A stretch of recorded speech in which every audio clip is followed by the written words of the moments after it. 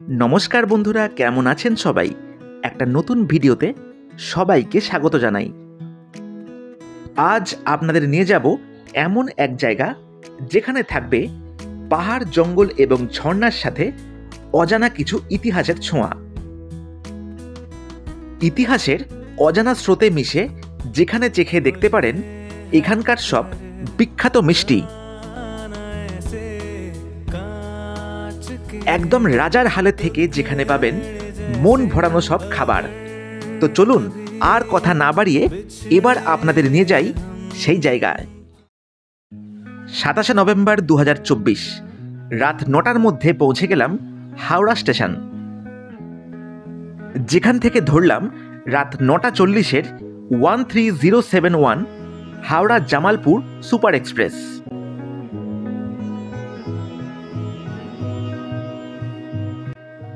জামালপুর এক্সপ্রেসে আমার সিট ছিল এসি 3 টায়ার ইকোনমি কোচে, যার ভেতরটিও ছিল বেশ পরিচ্ছন্ন। 8 নম্বর প্ল্যাটফর্ম থেকে ঠিক সময়তে ছেড়ে দিল জামালপুর এক্সপ্রেস, আর পাশের প্ল্যাটফর্মে দাঁড়িয়েছিল নেতাজি এক্সপ্রেস।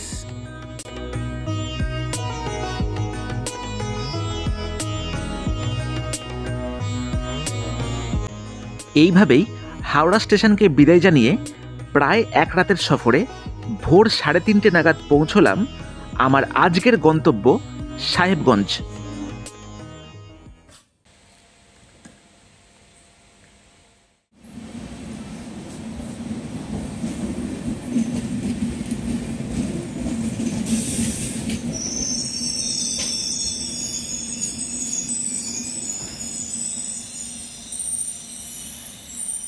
গুড মর্নিং বন্ধুরা। এত সকাল সকাল কিন্তু প্রথমবার আমি কোনো একটা জায়গায় নেমেছি। এখন আমরা চলে এসেছি সাহেবগঞ্জ স্টেশনে। দেখতেই পাচ্ছেন কতটা শান্ত আর ধুধু করছে প্রান্তর, ঠিক আছে, একদম মানে জনমানব শূন্য। তো এখন বাজে হচ্ছে 3:45, আমরা রাইট টাইম 3:35 নাগাদ ভোর এখানে চলে এসেছি। আর আমাদের রেখে সাহেবগঞ্জ এর রেখে জামালপুর এক্সপ্রেস চলে গেছে তার গন্তব্যে। তো আমরা এসেছিলাম প্ল্যাটফর্ম নাম্বার 2-এ, তো আমরা এখন যাচ্ছি প্ল্যাটফর্ম নাম্বার 1-এ ওয়েটিং রুমে, একটু ওয়েট করব, তারপর যাব একদম কাছাকাছি আমাদের হোটেলে।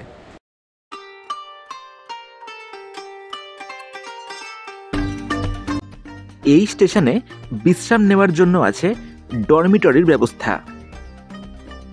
তবে আমরা ভোর রাতে স্টেশনে নেমে আপার ক্লাস ওয়েটিং রুমে কিছুটা বিশ্রামের পর একটা টোটোতে পৌঁছে গেলাম আমাদের বুক করা হোটেল নীলিমা প্যালেস।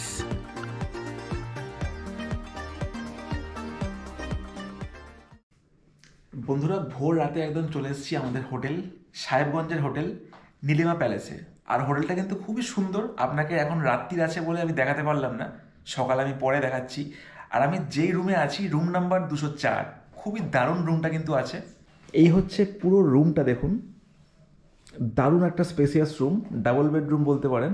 এখানে চাইলে আপনারা 3 জন কিন্তু আরামসে থাকতে পারেন। আর এখানে বসার জায়গা আছে, দেখুন, এখানে টেবিলও আছে দেওয়া, এই টিভি, ঠিক আছে। আর এই হচ্ছে এখানকার আলমারি, রাখার জায়গা আছে। আর খুব সুন্দর এখানে দেখুন টাওয়েলটাও দিয়েছে, দেখুন টাওয়েলটাও দেওয়া আছে, হোটেল নীলিমা প্যালেস লেখা। আর এখানে দেখুন কিট দেওয়া আছে, বেডিং কিট দেওয়া আছে, দেখুন খুব সুন্দর, বিস্কিট, ভুজিয়া সমস্ত কিছু দেওয়া আছে। আর বলে রাখি এর একটা এসি রুম আছে কিন্তু, ঠিক আছে। একটা আয়না এসে দেখতে পাচ্ছেন, এ হচ্ছে ইন্টারকাম।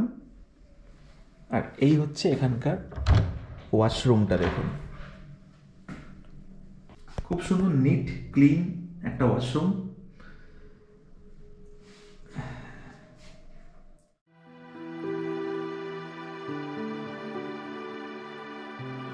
এরপর একটু ফ্রেশ হয়ে হোটেলের স্বাদ রেস্টুরেন্ট থেকে ব্রেকফাস্ট করে একটা অটো নিয়ে বেরিয়ে পড়লাম এই দিনের সাইট সিইং ঘুরে দেখতে।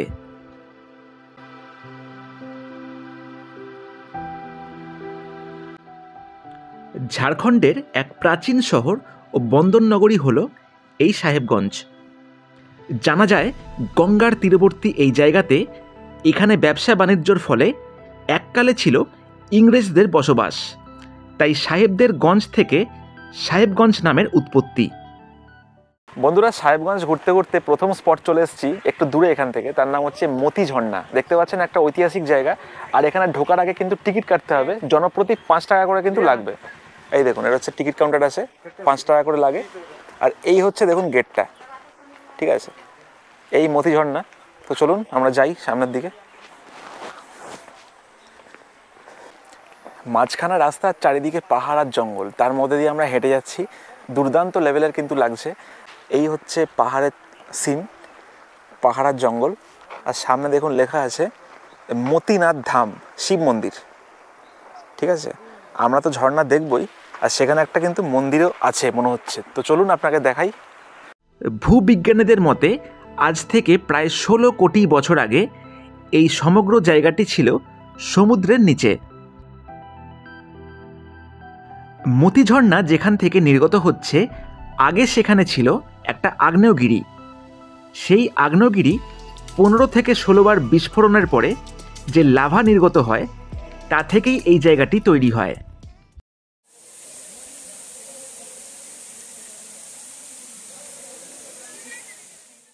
আচ্ছা, এই মতি ঝর্ণার পেছনে এই অদ্ভুত নামকরণ কেন তা জানেন? বলা হয় এই ঝর্ণা যখন অনেকটা উচ্চতা থেকে গড়িয়ে পড়ে, তখন সেটা দেখতে অনেকটা মুক্তোর মতন লাগে, যার থেকেই এই নামের উৎস।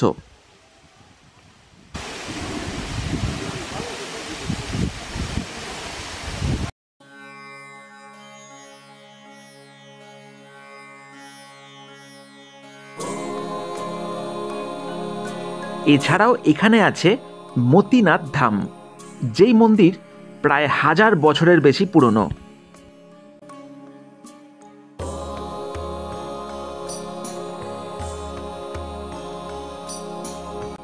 পাহাড়ের নিচে এই মন্দিরে পূজিত হয় বাবা মহাদেব, যার ভেতরের পরিবেশ বেশ রোমাঞ্চকর।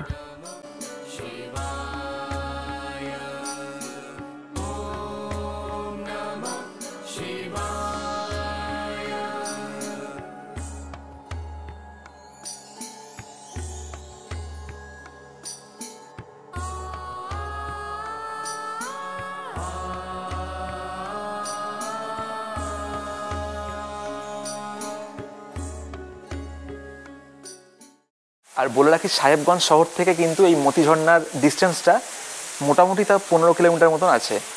যদি আপনারা চান তাহলে কিন্তু ট্রেনও আছে, ট্রেন খুব কম আছে।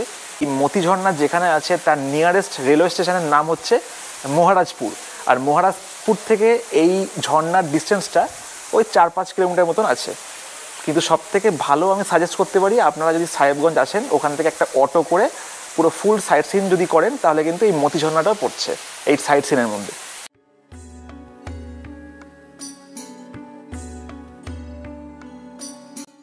মতি ঝর্ণার বাইরে এরকম গুটি কয়েক খাবারের দোকান পাবেন, যেখান থেকে চাইলে অল্প স্বল্প মুখ চালাতেই পারেন।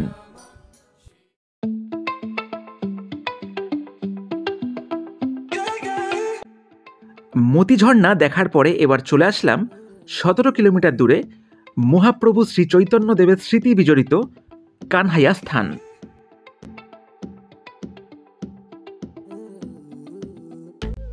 কানহাইয়া স্থান নামটি শুনেই বোঝা যায় এটি একটি শ্রীকৃষ্ণ মন্দির।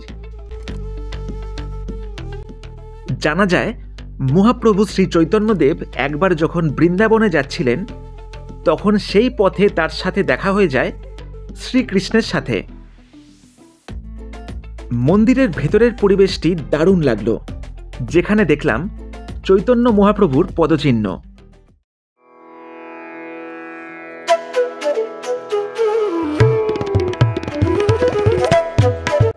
কানহাইয়া স্থান দেখে পৌঁছে গেলাম রাজমহলের বারাদুয়ারি। 12টি দরজা বিশিষ্ট হওয়ার ফলে এই জায়গার নাম বারাদারি। রাজমহল নামটা শুনেই বুঝতে পারছেন রাজাদের মহল। এই রাজমহলকে ঘিরে আছে বহু ইতিহাস, বহু রক্তক্ষয়ী যুদ্ধের সাক্ষী এই রাজমহল। একসময় বাংলার সুলতান দাউদ খান কারানির অধীনে ছিল এই রাজমহল। পরবর্তীকালে 1576 খ্রিস্টাব্দে রাজমহল যুদ্ধের সময় এই রাজমহল সম্রাট আকবরের হাত ধরে মুঘল সাম্রাজ্যের অধীনে আসে।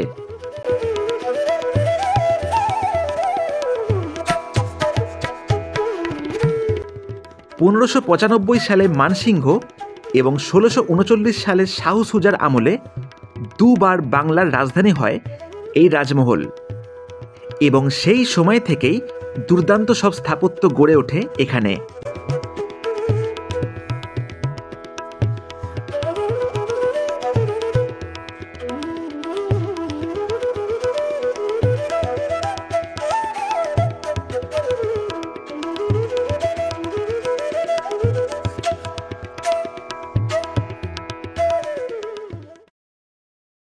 বারাদাড়ি থেকে 2 মিনিটের মধ্যেই পৌঁছে গেলাম আরও এক ঐতিহাসিক স্থাপত্য, জামি মসজিদ। 1594 খ্রিস্টাব্দে সম্রাট আকবরের শাসনকালে বাংলার সুবেদার হিসেবে নিযুক্ত হয়ে বাংলায় আসেন মানসিংহ।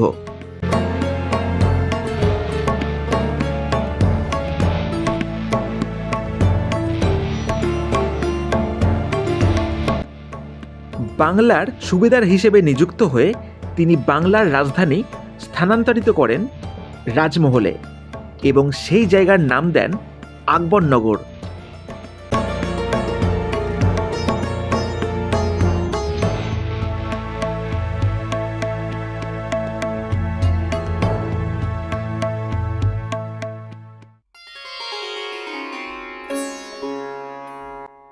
বিকেলের পর দেখে নিলাম রাজমহল স্টেশন। পূর্ব রেলের মালদা ডিভিশনের সবথেকে পুরনো স্টেশন এই রাজমহল। রাজমহল স্টেশনটি 1860 সালে নির্মিত হয়, কিন্তু এখন 3 পাহাড় থেকে রাজমহল পর্যন্ত দিনে 5টা ট্রেন চলাচল করে। সবশেষে চলে আসলাম সিংহি দালান। গঙ্গার দক্ষিণ তীরে রাজমহলের সিংহি দালানের অবস্থান।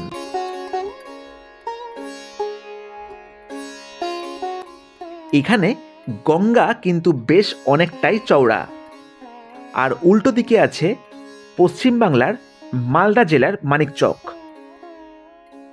এই দিন হোটেলে ফ্রেশ হয়ে ঘুরে দেখলাম এখানকার রুফটপ, যার অ্যাম্বিয়েন্স দুর্দান্ত রকমের।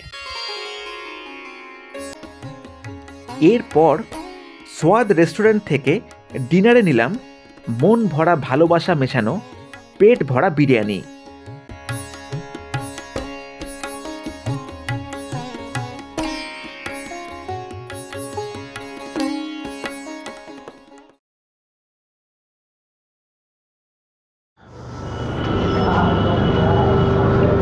বন্ধুরা, সোয়াদ রেস্টুরেন্ট তো দেখতেই পেলেন, দুর্ধর্ষ রকমের একটা রেস্টুরেন্ট আছে। এই হোটেলটা কিন্তু একদম দারুণ রকমের সুন্দর, আর আমি এই মুহূর্তে এখন আছি এই হোটেলের রুফটপে। 4th ফ্লোরে কিন্তু আছে এই রুফটপটা, আর এই জায়গাতে কিন্তু আপনারা বসে লাঞ্চ, স্ন্যাক্স, ডিনার কিন্তু করতেই পারেন। একদম পুরো দুর্দান্ত রকমের পরিবেশটা এখানে আছে। এই যে দেখুন, এখানে সব আলো করা আছে, এখানে লাইট কিন্তু এগুলো, ঠিক আছে, অদ্ভুত পরিবেশ এখানে আছে। আর এইসব দেখুন বসার চেয়ার টেবিল কিন্তু দেওয়া আছে এই যে এখানে, হ্যাঁ। আর যদি লোকেশানটা আপনাদের বলি, তাহলে এই স্টেশন থেকে দেখুন সাহেবগঞ্জ স্টেশন দেখতে পাচ্ছেন, দেখা যাচ্ছে। এখান থেকে আমাদের হোটেলটা কিন্তু একদম কাছে, ঠিক আছে। আর এই হোটেল থেকেই দেখা যায় পাহাড়ের কিছু দৃশ্য। দেখুন এই পাহাড়ের দৃশ্য আপনারা দেখতে পাচ্ছেন হোটেল থেকেই। এখন একটু মেঘ আছে, একটু আবঝা আবঝা লাগছে, কিন্তু পাহাড়ের দৃশ্যটা সলিড এখান থেকে দেখা যায় যদি আকাশ ক্লিয়ার থাকে। তো এই দেখুন, এই দিনটা একদমই নিজের মতন করে কাটালাম। হালকা ব্রেকফাস্ট করে একটা টোটো নিয়ে পৌঁছে গেলাম বিজলি ঘাট, যেখানে প্রতি মঙ্গলবার হয় গঙ্গা আরতি।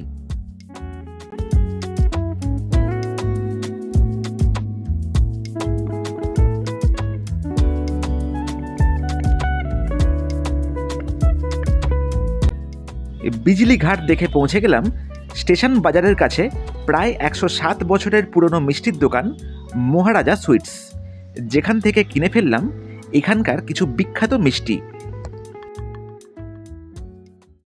বন্ধুরা, আজকে মহারাজা সুইটস থেকে আমরা দারুণ মিষ্টি কিনে নিয়ে এসেছি। আর মহারাজা সুইটস হচ্ছে এখানকার অথেন্টিক 107 বছরের পুরনো দোকান। দেখতে পাচ্ছেন আর সাহেবগঞ্জের স্পেশাল মিষ্টি হচ্ছে রসকদম। দেখুন, বেঙ্গলে একটা এরকম মিষ্টি পাওয়া যায়, কি নামটা আছে এটা? ক্ষীরকদম। দেখুন, এই দেখুন একদম রসকদম আছে। আপনাকে সব আমি ট্রাই করে দেখাবো। আর এইটা হচ্ছে এখানকার ইউনিক একটা মিষ্টি, যার নাম হচ্ছে ওয়ালনাট লাড্ডু, মানে আখরোটের লাড্ডু। দেখুন এর টপিংসটা যেটা করা আছে সেটা হচ্ছে গোলাপ ফুলের পাপড়ি দিয়ে করা আছে এর টপিংসটা, আর ভেতরে ঠেসে ঠেসে কিন্তু আখরোট দেওয়া আছে। লাড্ডুটা আমি প্রথমবার দেখছি এখানে এরকম টাইপের লাড্ডু। আর এটা হচ্ছে স্প্রিঙ্কেল লাড্ডু। দেখুন স্প্রিঙ্কেল করা আছে কি সুন্দর করে। কেমন টেস্ট ঠিক জানি না, আপনাদের দেখানোর জন্য আমি নিয়ে এসেছি এখানে। বন্ধুরা, এবার আমি ট্রাই করছি সাহেবগঞ্জের স্পেশাল এই মিষ্টি রসকদম। দেখুন এরকম দেখতে, দেখা যাক কেমন টেস্ট। একটা কোটিং আছে, ঠিক আছে, আর ভেতরে কিন্তু দেখুন এই আর একটা মিষ্টি আছে। দেখুন রসকদমের একটা আর একটা মিষ্টি আছে পার্ট, দেখুন দেখা যাচ্ছে ক্যামেরাতে। তো বন্ধুরা চলুন আর একটা মিষ্টি, এখানকার ইউনিক মিষ্টি ট্রাই করে দেখা যাক। এটা হচ্ছে ওয়ালনাট লাড্ডু, ঠিক আছে, যেটা বললাম টপিংস করা আছে দেখুন গোলাপের পাপড়ি দিয়ে। আর এবার দামগুলো খালি আপনাকে বলে দিই কেমন কি পড়লো। এটা হচ্ছে 35 টাকা করে পিস। আর এটা হচ্ছে স্প্রিঙ্কেল লাড্ডু, এরও দাম হচ্ছে 35 টাকা পিস। আর এটা এখানকার স্পেশাল মিষ্টি রসকদম, এর দাম হচ্ছে পার পিস 25 টাকা করে। এবার চলুন এই নতুন মিষ্টিটা খেয়ে দেখা যাক। প্রথমবার আমি দেখছি আর খাচ্ছি এটা। ওয়ালনাট লাড্ডু দেখেই তো একদম টেস্টি মনে হচ্ছে। ওফ,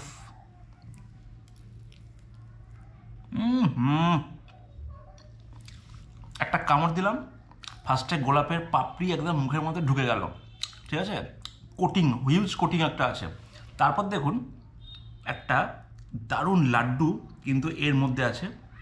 এটা খসখসের লাড্ডু মনে হচ্ছে এটা, ঠিক আছে, খসখসের লাড্ডু আছে, খুব দাম বেশি কিন্তু এটা কিন্তু দারুণ টেস্ট।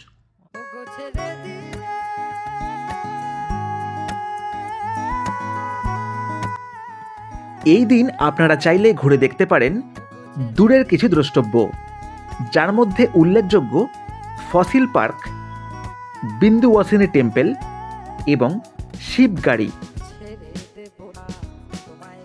বেলার দিকে বেরোলে এই কটি স্পট দেখতে প্রায় বিকেল হয়ে যায়। গাড়িতে ঘুরতে গেলে যার ভাড়া পড়বে 2500 টাকা।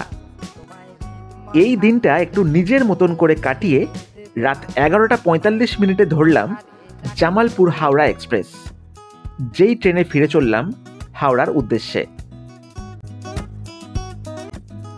তো বন্ধুরা, এইভাবেই যদি সপ্তাহান্তে অফবিটে কোথাও বেড়াতে চান তাহলে দেখে আসুন প্রতিবেশী রাজ্য ঝাড়খণ্ডের সাহেবগঞ্জ।